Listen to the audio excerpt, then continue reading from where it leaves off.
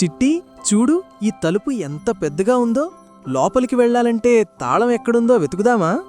ఆగు బుజ్జీ, దీనికి ఇనుప తాళం ఉండదు, కేవలం మెదడు తాళం మాత్రమే ఉంటుంది. నేనొక పొడుపు కథ అడుగుతాను, నువ్వు సమాధానం చెబితేనే ఈ తలుపు తెరుచుకుంటుంది. ఓహో, అదా సంగతి. అయితే అడుగు చిట్టి, నేను రెడీ. రెక్కలుంటాయి, కాని పక్షిని కాదు. ఆకాశంలో ఎగురుతాను, కాని ప్రాణం లేదు. ఎవరిని నేను? గాలిపటమా? దగ్గరకు వచ్చావు బుజ్జీ, కాని ఇది చాలా పెద్దగా ఉంటుంది. లోపల మనుషులు కూడా కూర్చుంటారు. అర్థమైంది, అది విమానం, ఏరోప్లేన్. అయ్యో చిట్టి, ఇక్కడ వంతెన లేదే. ఈ నదిని ఎలా దాటాలి? కంగారు పడక బుజ్జీ, అక్కడ చూడు, కొన్ని రాళ్లు నీటిలో తేలుతున్నాయి.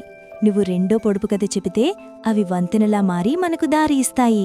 కాళ్ళు లేవు కాని నడుస్తుంది, కళ్ళు లేవు కాని కన్నీరు పెడుతుంది. ఎవరిని నేను? కాళ్ళు లేవు కాని నడుస్తుందా? కళ్ళు లేకుండా ఏడుస్తుందా? ఏదైనా దయ్యమా? కాదు బుజ్జీ, వర్షం వచ్చే ముందు ఆకాశం వైపు చూడు, నీకే తెలుస్తుంది. నాకు తెలిసిపోయింది, అది మేఘం, క్లౌడ్.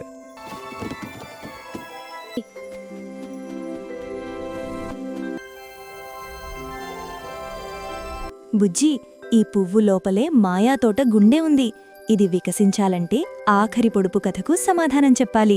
నేను పుట్టినప్పుడు నల్లగా ఉంటాను, మండుతున్నప్పుడు ఎర్రగా ఉంటాను, చనిపోయినప్పుడు తెల్లగా అంటే బూడిదగా ఉంటాను. నేను ఎవరిని? నలుపు, ఎరుపు, తెలుపు. ఆహా, ఇది నిప్పులో ఉండే బొగ్గు, కోల్.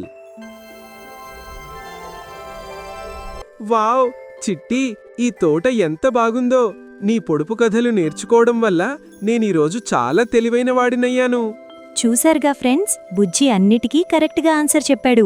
మరిప్పుడు మీ వంతు. అవును, చిట్టి ఇప్పుడొక ప్రశ్న అడుగుతుంది. ఎవరికి సమాధానం తెలుసో కామెంట్స్లో చెప్పండి.